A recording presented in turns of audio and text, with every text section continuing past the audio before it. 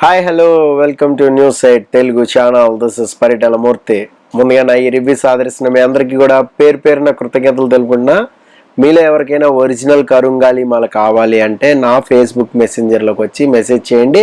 మీ address phone number పెట్టండి. 8mm mall రెడీగా ఉన్నాయి. 1500 రూపీస్ జీపే నెంబర్ పంపుతా. ఓకే, ఫస్ట్ చాలామందికి కొంత డౌట్ ఏంటంటే రీఎంట్రీ ఓటు ఎక్కడ వేయాలి. సో స్క్రీన్ షాట్ పెట్టాను చూడండి. ఎపిసోడ్లోకి వెళ్ళండి. మీరు వాచ్ చేసేటప్పుడు కింద పాపప్ ఉంది ఫ్యాన్ జోన్ అని, క్లియర్ కనబడిందా? ఆ ఫ్యాన్ జోన్ని క్లిక్ చేయండి. క్లిక్ చేయగానే మీరు ఆటోమేటిక్గా ప్లే అండ్ విన్, టికెట్ గెలుచుకోండి, Bigg Boss finale grand ticket అని ఉంటుంది. ఆప్షన్ క్లిక్ చేస్తే మీకు అక్కడ శ్రీజన భరణినా ఉంటుంది. మీరు నేను భరణి నొక్కే అనుకోండి. సపోజ్ భరణి నొక్కితే 300 పాయింట్స్ లాక్ అయితే, అలాగే నెక్స్ట్ ఓటు ఎవరు బాగా పర్ఫామ్ చేశారు ఈ వీక్ అని బాగా అడుగుతుంటారు. అక్కడ మీ పోల్ మ్యాచ్ అయితే ఇంకో 10 పాయింట్స్ వస్తాయి. అలాగే ఎవరు ఎక్కువ ఎన్నిసార్లు ఓటేసి పాయింట్లు కలెక్షన్స్ ఆఫ్ కాయిన్స్ పెట్టుకుంటే వాళ్ళు ఫినాలే టికెట్ అంటే Bigg Boss finale grand finale ఆడియన్స్లోకి వెళ్ళి చూడొచ్చు అనమాట. సో అది ఆప్షన్ అనేది పెట్టారు, అక్కడ వేయాలి. మామూలు రెగ్యులర్ ఓట్ ఎలా వేస్తారో మీకు తెలుసు. లైవ్లో కానీ ఎపిసోడ్లో కానీ వెళ్తాం, అక్కడ ఓట్ అని ఉంటుంది. ఓట్ నొక్కుతారు, కింద నామినేషన్ లిస్ట్ వస్తుంది. మీకు నచ్చిన వాళ్ళు క్లిక్ చేయండి, డన్ అని కొట్టండి. చాలా మంది క్లిక్ చేసి ఆ ఓటు వెళ్ళిపోయింది అనుకున్నారు. డన్ అనాలి. డన్ అంటే మీ ఓటు లాక్ అవుతుంది, లేదంటే అవదు. సో అది ఓకే. నెక్స్ట్ తనూజ చేసిన తప్పేంటి అనాలిసిస్లోకి వెళ్ళిపోదాం, రివ్యూ అండ్ అనాలిసిస్లోకి. సో ఫస్ట్ సృష్టి వర్మ వచ్చింది. సృష్టి వర్మ వచ్చి డిమోన్ని యాజ్ యూజువల్గా నామినేట్ చేసి, బాబు నీ గేమ్ పక్కదోవ పడుతుంది అందరు చెప్తున్నారు, సో ఎంతమంది చెప్పినా నువ్వు వినట్లేదు, నువ్వు ఫిజికల్గా టాస్క్ ఆడుతున్నావు కానీ బ్రెయిన్ మాత్రం లేదు నీకు అని చెప్తే, ఫిజికల్గా టాస్క్ ఆడినా బ్రెయిన్తోనే ఆడాలి కదా అంటుండు. మరి అలాగా ఆడితే తనూజకి గోల్డెన్ అది ఎందుకు వస్తుంది? సో అక్కడ పోటీ పడాలి కదా కరెక్ట్గానే. అంటే కొన్ని విషయాలు ఏంటంటే మనం క్విక్గా ఉండలేకపోతాం, గ్రాస్ప్ చేయలేకపోతాం, అది చెప్పింది.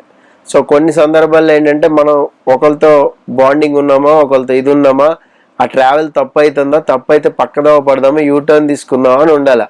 అది లేదు పవన్కి. మాదిరి అంత గట్టిగా అరిచి మరీ నొక్కి మరీ చెప్పింది కదా, అక్కడ బాగా ఎమోషనల్ అయ్యారు. మాదిరి చాలా ఎమోషనల్ అయింది. సో ఫస్ట్ ఆఫ్ ఆల్ మీ అందరికి ఒక క్లారిటీ ఇద్దాం అనుకుంటున్నా. ఏంటంటే నేను మాదిరి సపోర్ట్ చేసానా చేయలేదా పక్కన పెట్టండి. నిన్న వాట్ ఎవర్ ఆవిడ కడిగేసిన తీరు, రీతుని పాయింట్అవుట్ చేసిన తీరు, పవన్ గేమ్ నీ వల్లే చెడిపోతోంది అని ఏదైతే ఒకటి అందో మార్క్, ఆ తీరు నేను గట్టిగా ఆ మాత్రం రేంజ్లో అరిచి చెప్పాలి. నాకైతే భలే అనిపించింది, అబ్బా కడుపు నిండిపోయిందని చెప్పా. నిజంగానే బాబా ఏంది 24 గంటలు టార్చర్ బాబోయ్ అంత చూసారు డైలాగు. అక్కడ సూపర్ అంటే సూపర్ అనిపించింది, నాకు అనిపించింది. నేను చెప్తా కదా, ఆవిడకి ఏమో సపోర్ట్ తీసుకునే వకాలతో తీసుకుని చెప్పలే, ఆ పర్టికులర్ సిచ్యువేషన్ చెప్పా నేను. రీతుని కడిగేసిన విధానం చెప్పా. రీతు కూడా టఫ్ ఫైట్ ఇచ్చింది మాధురికి, అందులో డౌట్ లేదు. కానీ తను సమర్థించుకుంటంలో అక్కడ ఏంటంటే తన టీం మెంబర్కి డబ్బులు ఇవ్వకుండా వేరే ఎక్స్పర్ట్ వాళ్ళకి డబ్బులు ఇచ్చి, పైగా నీ దగ్గర 10,000 ఉన్నాయి నువ్వు నాకు చెప్పలేదు అంది. అంటే 10,000 ఇచ్చేస్తే నువ్వు వెళ్ళి పవన్కి ఇచ్చేస్తావా? ఇదే కదా పాయింట్. అది దమ్ము శ్రీజ అక్కడి నుంచి పాయింట్ అందించింది. అసలు మీకు ఎవరికైనా తెలుసా 10,000 ఉన్నట్టు ఆవిడ దగ్గర? 10,000 టీం లీడర్ దగ్గర ఉంటే తర్వాత పంచి ఇచ్చేది నువ్వు లాయల్గా టీంలో ఉండుంటే. బట్ నువ్వు అసలు పవన్కి డబ్బులు ఇవ్వాలన్న థాట్ ఎక్కడైతే ఉందో నువ్వు పవన్ కోసమే గేమ్ ఆడటానికి వచ్చావని చెప్పింది. ఇందులో మిస్టేక్ ఎక్కడ అనిపిస్తుంది నాకు అర్థం కావట్లేదు. మీరు ఎవరైనా ఉంటే ఖచ్చితంగా కామెంట్ చేయండి. ఎందుకంటే బయట ఉన్న నెగిటివిటీ వల్ల, లేదంటే ఇప్పుడు రమ్యకి బయట నెగిటివిటీ ఉంది, సపోజ్ పికిల్ సంథింగ్ ఏదో అలాగే పికిల్ దానివల్ల ఉందనుకోండి. సో బ్యాడ్ కామెంట్స్ రావడం రావడం అదే. అలాగే మాధురికి కూడా బయట బేభత్సమైన నెగిటివిటీ ఉంది. ఓకే, చాలా మంది బ్యాడ్గా కామెంట్స్ చేస్తూ ఉంటారు, అది చేస్తాను. బట్ నీ రియల్ పర్సనాలిటీని నువ్వు చూపెట్టడానికి బిగ్ బాస్ హౌస్లో తీసేయడానికి ఆవిడ వచ్చానని ఏదైతే చెప్పిందో, ఆమె ఎలా ఉందో అలాగే ఉంటుంది. ఒకరితోనే కాదే, సంజనతో అలాగే పెట్టుకుంటుంది, ఎవరితో పెట్టుకుంటున్నా అలాగే, వేరే వాళ్ళతో కూడా దివ్యతో కూడా మొన్న అలాగే పెట్టుకుంది. ఇంకా వేరే వాళ్ళు ఎవరు మాట్లాడినా కూడా పెట్టుకుంటుంది. కళ్యాణ్కి కూడా డైరెక్ట్గా చెప్పింది ఇదే విషయం. సో ఇక్కడ ఏంటంటే శ్రీజ అడిగిన పాయింట్లో ఏదైతే ఉందో దాన్ని పట్టుకుని మీకు అది కూడా వెళ్తా నేను. తనుజ చేసిన తప్పేంటని మనం టైటిల్ పెట్టాం, దానికి కూడా వెళ్దాం. శ్రీజ ఏదైతే అక్కడ రీతుకు ఒక హింట్ అనేది అందించిందో 10,000 రూపాయల పాయింట్ అనేది, దాన్ని పట్టుకుని అబ్బా నువ్వు ఇవ్వలేదు నాకని రెచ్చిపోయింది. అక్కడ చెప్పేది పాయింట్ వేరు, చేసింది వేరు. అక్కడ నామినేషన్ ఏంటి very clear, crystal clear.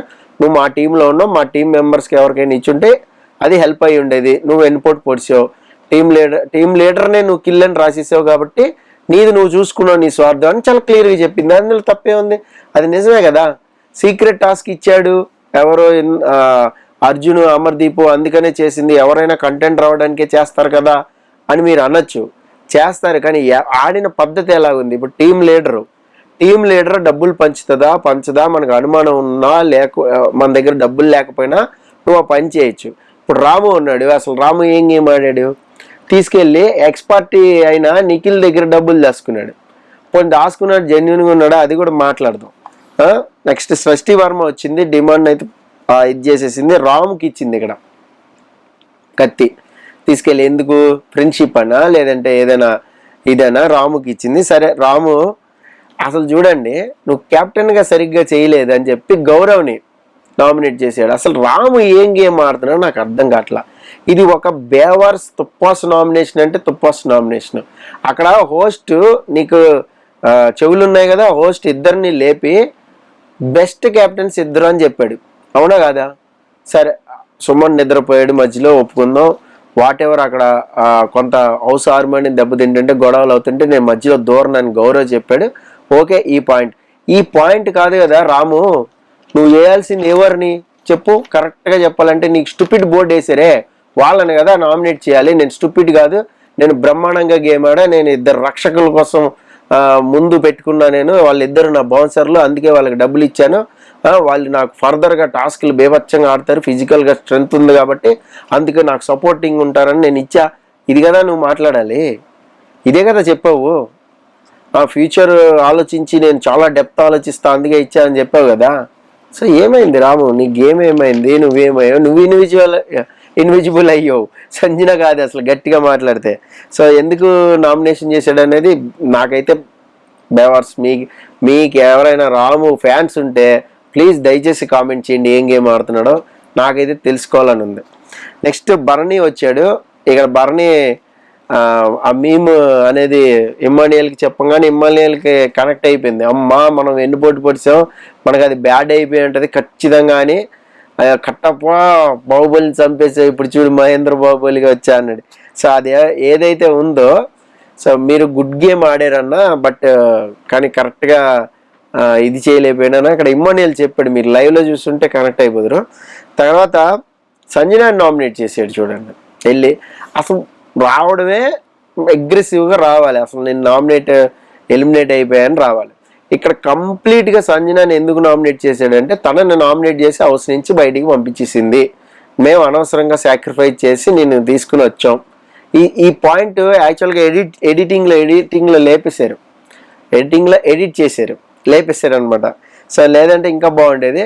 So మీరు బాడీ షేమింగ్ అని మీరు అనొద్దన్నారు కదా, అప్పుడు బాగా ఫీల్ అయిపోయారు కదా, మీరు ఫిట్గా లేరు అన్నందుకే మీరు అంత మాట అన్నారు కదా, అప్పట్లో వెళ్ళి బాధపడ్డారు కదా, మరి మీరు ఎలా చేస్తారు వేరే వాళ్ళని బాడీ షేమింగ్ అన్నాడు. ఆ పాయింట్ ఒకటి పెట్టుకున్నాడు.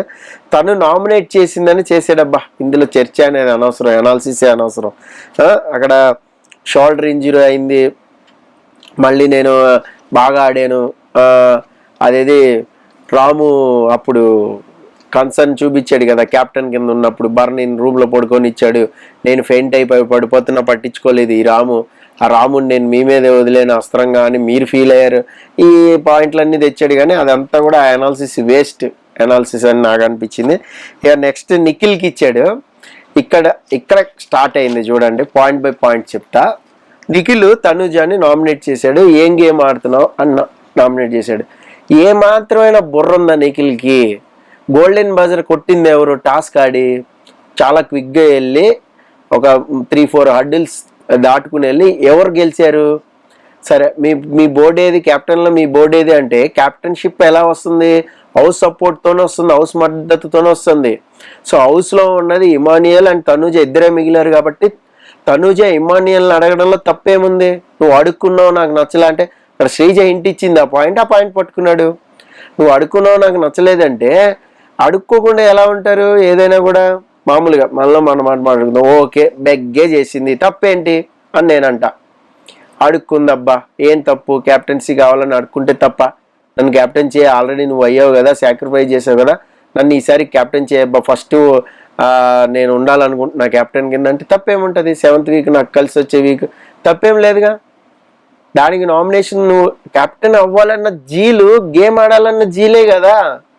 నువ్వు గేమ్ ఆడట్లేదు ఆడుకుంటున్నావు, గేమ్ ఆడాలన్న జీలే కెప్టెన్ అవ్వాలన్న జీలు. కెప్టెన్ అయితేనే హౌస్మేట్ మద్దతుతోనే అవుతారు. రేపొద్దున నువ్వు కూడా అంతే, హౌస్మేట్ మద్దతుతోనే నువ్వు ఓడిపోయావు. అప్పుడు నీకు ఇసుక బ్యాగులు వేసారు కదా, అది ఎవరు వేసారు? హౌస్మేట్స్ వేసారు. నీలో స్ట్రెంత్ లేక ఓడిపోలేదు కదా. ఈ పాయింట్ అడుగుతుంది అనుకున్నా, తనుజ మిస్ అయింది. దట్ ఇంకొక పాయింట్ అయితే మిస్ అయింది ఏంటంటే, గోల్డెన్ బజర్ కొట్టింది నేనా నువ్వా అని అడగాల్సింది. నువ్వేం గేమ్ ఆడావు అని రివర్స్ కౌంటర్ వేసింది. నాకైతే బాగా అనిపించింది. మీరు ఏమైనా అనుకోండి, ఏమైనా ఫీల్ అవ్వండి, తనుజని బాగా సపోర్ట్ చేస్తున్నా అనుకోండి, ఏదైనా రాసుకోండి, కానీ బట్ పాయింట్ బై పాయింట్ మాత్రం ఖచ్చితంగా అడుగుతుంది తనుజ. నాకైతే కొన్ని పాయింట్స్లో బాగా నచ్చుతుంది. సో అక్కడ ఏంటంటే నాకైతే తప్పేంటి అని అనిపించింది. ఒపీనియన్ షేర్ చేసుకోవడంలో తప్పేం లేదు కదా. సో డబ్బులు ఇచ్చి నువ్వు కంటెండర్ ఎలా అవ్వాలనుకున్నావు, డబ్బులు సంపాదించి అదే టీంలో ఉంటేనే కదా ఆమె డబ్బులు ఇస్తానంటే నువ్వు ఆగిపోయావు, వేరే టీంలోకి రాలేదు. అంటే నువ్వు కూడా సపోర్ట్ కోరుకున్నావు కదా, మరి నువ్వు కూడా అడుక్కున్నావు కదా డబ్బులు. అంది నేను అడుక్కోలో గౌరవ్ ఇచ్చాడు అంటే, అరే గౌరవ్ ఇచ్చాడని నువ్వు అడిగినట్టే కదా. పోనీ నువ్వు అడగలేదు, ఆయన స్వచ్ఛమైన మనసుతో ఇచ్చాడు అనుకున్నావు రామును. మరి అది సపోర్ట్తోనే కదా ఆడింది. మరి నువ్వు సపోర్ట్తో ఆడిందని ఎలాగంటావు? లైవ్లో చూడండి, మీకు ఖచ్చితంగా అర్థమైంది. చాలామంది ఏంటంటే ప్రోమో చూసేసి అబ్బా అద్భుతంగా ఇచ్చాడు నిఖిల్, ఇచ్చి పడేసాడు తనుజ్ అని ఇలా అనుకున్నారు చాలామంది. మెసేజ్ కూడా అలాగే పెట్టారు నాకు. బట్ ఎపిసోడ్ చూసాక మీకు క్లారిటీ వచ్చి ఉంటుందని నేను అనుకుంటున్నా. అలాగే నేను నిన్న అనాలిసిస్ చెప్పింది కూడా చాలామందికి నచ్చలా. నాకు పర్సనల్గా కూడా మెసేజ్ పెట్టారు, మీరేంటండి మాధురిని పొగుడుతారు అదేంటండి. మాధురి రీతుకి ఇచ్చి పడేసింది. రీతు పవన్ల గేమ్కి ఎండగట్టడం అంటారు దాన్ని. గేమ్ని బయట పెట్టడం, బట్ట బయలు చేయడం. ఎస్, నేను ఓపెన్గా చెప్పాను, నీకు దమ్ముందా చెప్పండి కమాన్ అన్నట్టు. బయట సంగతి మనకు అనవసరం, హౌస్లో ఎలా ఉన్నదో అన్నదే కావాలి నాకు. నేను పర్టికులర్గా ఆ టైంలో అలా అంటాం నాకు నచ్చిందన్న. మాధురి గేమ్ని మొత్తం పొగడలేదుగా. మీరు పాయింట్ అర్థం చేసుకోండి దయచేసి. నెక్స్ట్ భరణి వచ్చాక లోపలికి, శ్రీజ వచ్చాక వాళ్ళిద్దరు వచ్చాక కాస్త ఎమోషన్స్ ఎక్కువైపోయినాయి. దివ్య కొంతసేపు అలగడం, వెళ్ళడం, నేను మాట్లాడిన పొండి అంటాం, ఆ గారం చూపెట్టింది బాగా.